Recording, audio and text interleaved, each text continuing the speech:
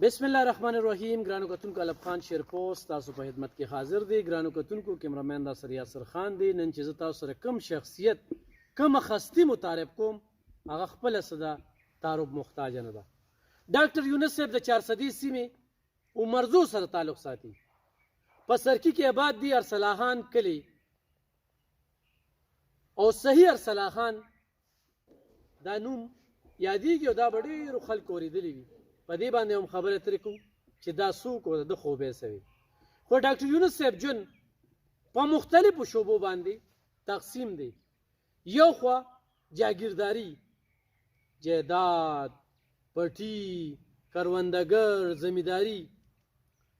دویم یو داسې پیشه چې د دماغو ډاکټر دا ډېر کم وي او هغه ټیم کې چې دوی کله د دغه ډاکټري تر لاسه کړه نو په پښتونخوا څه کې چې په پاکستان کې ډېر کم ډاکټرانو په دې سیمو کې د سره ونه په ټوله پښتونخوا کې د ټوله پښتونخوا به ډاکټر یونس سره راماته وه. د ډاکټر یونس صاحب یوه خبره قول دی او هغې کې یو لوی سمندر پروت دی، ځکه چې قرآن مجید یې په ترجمه هم ویلی دی او پوره سټډي یې په اسلام باندې حاصله ده. نو د دماغو ډاکټر د دماغو مریضانو سره د هغوی جوړ توړ روابط رشته دا یو بیل ډېر خلک ووي ډاکټر یونس صاحب خپله دماغو مریض شوی دی. نو دماغو مریض کېږي به نه چې ماحول تا سره څنګه وي، نه هغه ماحول کې عجیبه عجیبه مریضان راځي. دریم د ډاکټر یونس صاحب کور ودانه چې د امریکې او د انګلینډ نشنلټي لري او هغه دوی سره نرسه وه او دوی سره نکاح شوله، هغې اسلام قبول کو، بیا پاکستان ته راله او په پاکستان کې هغې خپله ټوله قرباني ورکړه، هلته یې ټوله رشته جیداد هر یو څیز پرېښوده. نو د هغې د زړه خیال ساتل دا د ډاکټر یونس صاحب یو بېله ذمهداري وه. د ډاکټر یونس صاحب 8 بچي دي، په دغې کې 3 زامن چې ډاکټر کامران صاحب چې دوی په نقش قدم باندې همدغه د دماغو درز ډاکټر دی، عارف صاحب چې دلته کې دا اوس هغه کرونده فارم دغه د هغې د اقبال کوي، زمیندارانو سره د هغه جوړ توړ تړون، او دریم چې کوم دی نو سیاسي لیول باندې ناصر صاحب. خواهش مې و چونکې خو دلته خانان دی خو غریبانان دی، الحمدلله موږ ته د کورونو د حجرو دروازې کولو دي، مینه را سره کوي او په خدمت باندې په بل څه نه. خو ډاکټر یونس صاحب دغه جاگیرداري او دغه هر څه ډډې ته غورځولي دي، د دغې څیزونې پروا نه ده ساتلې. په دې وجه باندې نه چېرته زمیندار ګیله کړې ده او نه یې زمیندارۍ له وخت ورکړې، بس خپلې پیشې سره سهار نه واله ماښامه پورې بیا د شپې او په دې حالاتو کې کلینیک کوي او الحمدلله اوس هم زموږ نه ښه روغ دغه خو لږ د غوږونو اورېدو نه قاضر شوي چې خبرو کې به لږ داسې دغه راځي او ډېر باس مباحثه ورسره کېږي. خو زما شان ادنا صحافي چې کوم دی ډاکټر یونس صاحب وړاندې خبرې کول ابز ګڼم، خو بیا خو کوشش به کوم چې په جون ملاقات شو په جون باندې خبرې ترې کېږي. ډاکټر صاحب مننه د وخت د راکولو. ګورم پلار سره پلار دی تصویر دی دا والد صاحب دی جی او د هغې کې ورسره تاسې سن 40 دی. سن 40 دا مري کې پوسټ افیس مري پوسټ افیس اوس هغه ځای سره دا تصویر مې ایستی دی. په سن 40 کې تاسو مري ته تللی وی. زه دومره ورکوټ یم چې د کیمرې نه یېرېدم. پخوانۍ کیمرې چې هغه مې توره کیړي په ځان اچولې وو، هغه نو ما پړه کوي چې دا جوړ ما یری دا توره چیړو پیریانو دغه نو ما کیمرې ته جړل. او دې وخت کې زما یو تره زوی دی مسعود خان نوم یې مړ دی اوس وفات دی، هغه نیولی ما. او بیا دا اسلامیه کالج دی، دا اسلامیه کالج اف ایس سی کوي، فرسٹ ایئر کوي، باټني ډپارټمنټ کوي. دغه فضلیت او ډیمانسټریټر دی، دا موږ سټوډنټان یو. د یو کې اوس دا راله کرنل امان الله د اورکزو د نوتیې هغه را راوړی خپل تصویر وی اخرني یادګار راته پرېږدمه. زما په خیال Colonel Aman Allah جو وفات شو دغه ورځې دا نوتیه ډاکټر صاحب څو وروڼه یې مونږ څو وروڼه یو؟ ها څلور. انور څه کار کوي زما یو ورور وکیل و هغه وفات دی. دویم ورور کور کې و څه زمینداري ممینداري به کوله خو هم وفات دی. دریم ورور چې کوم دی ژوندی دی خو کمزوره دی یعنې خبرې مبرې نه شي کولی. زما نه څلور کاله کشر دی خو زما نه 10-12 کاله زوړ ښکاري. صحیح خدمت کې وی الله ملاویږي او خدمت هم وکړو دقاسې to keep your mind busy in good things چې ته خپل دماغ په جایزه طریقه نشونما ورکې دې به ترقي کوي. د دې یاداشت هم ټیکي د ده په غلو غوشانو چې مازغه ګډوډ کې څه فایده نه. ډاکټرۍ ته هم څنګه سوچ راغلو ډاکټري به زه به ډاکټر جوړېږم ډاکټرۍ ته زما شوق د ډېر پخوا نه د پیدایښت نه.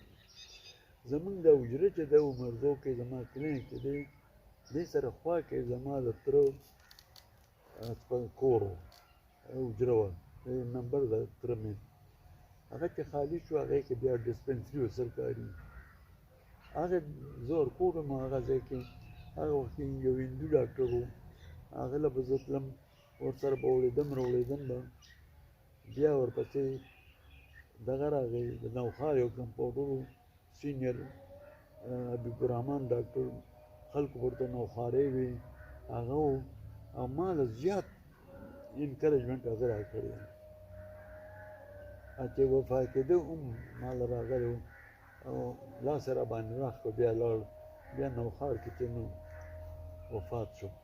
نو سپیشلیټي خو نور هم بې که نه دماغو ته هم پکې څنګه توجه راغله سپیشلیټي هسې بای چانس راغلی دا خو دماغو ته مې زیات شوق په دې چې ما ته به دلته وکتل نو ما ته دا خلک روغ نه ښکارېدل.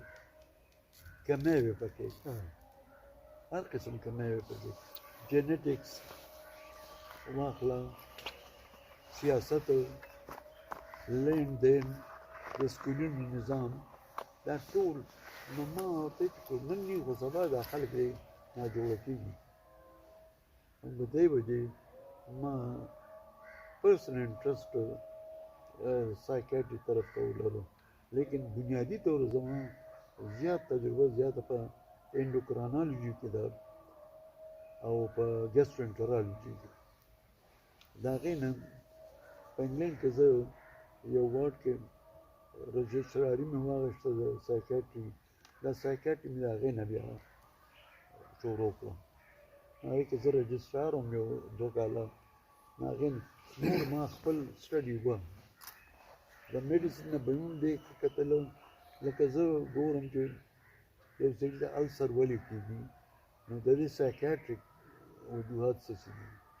یو سړي ته قبض ولې دی نو ما به سایکیاټري دغه د زور وکړ چې هلته پرابلم وي هغه راووتل ټول کنسټیپیشن دغه دا ټول د دې وجوهات معلوم شو او ډپریشن and anxiety, instability, sexual offenses چې هغه په سکولونو کې په کالجونو کې په دغه کې ډېر زیات دي خاص کر دې ملک کې او نو دې طرف ته ما زیات توجه وکړه. زه اوس هم پیشنټ چې ګیر کړم نو دا هر څه ترې وباسم او بیا یې ګایډ کړم او زه همیشه دې ته هم دا وایم it's not only the drug which cure the people, it's the way you treat and behave with the patient. Our interest particularly, our interest is that's in the room change. The patient I stand in the shoes of the patient and then try to find out what is wrong with him.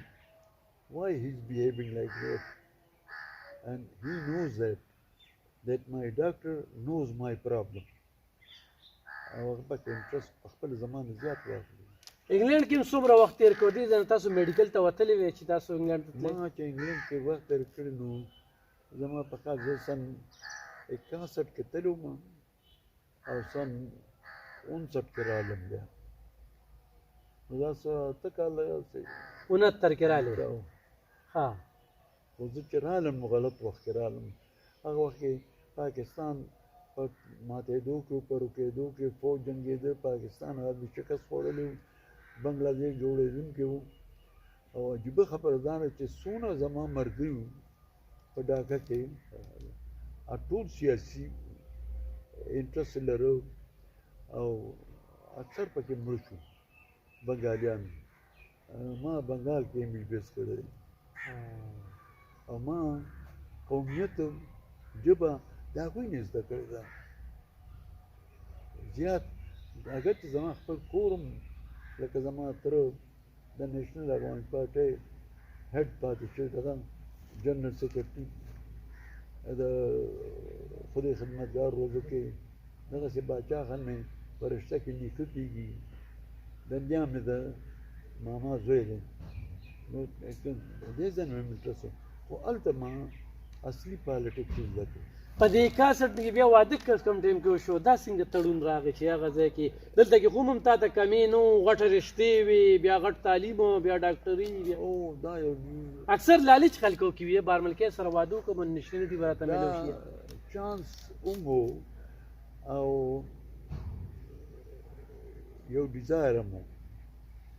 دلته ډېر رشتې وې بلکې زه ګیر وم په رشتو کې. ماما به مې یو زما به یو تره مې یو څه مختلف دغې که نه د کورونو لانجې وي. نو هلته بس ما دې بنده ته وکتل او داسې ما پړه کې وی چې دا زما لپاره سوټیبل ده. د دې ډیزایر ټول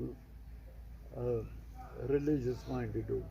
دا دم د ریلیجیس کورنۍ نه، دا دراصل بیسیکلی رومن کیتھولک دي او رومن کیتھولک سخت کرسچن دي. نو د دې نو دې د خدای او رسولو په دې شنو غوښتل مخکې نه نو ما وی چې دا کین هیلپ her by making her Muslim. ډیزایر مې زیات دا و. بل ډیزایر مې دا و چې I must have a change in the genes to create intellectual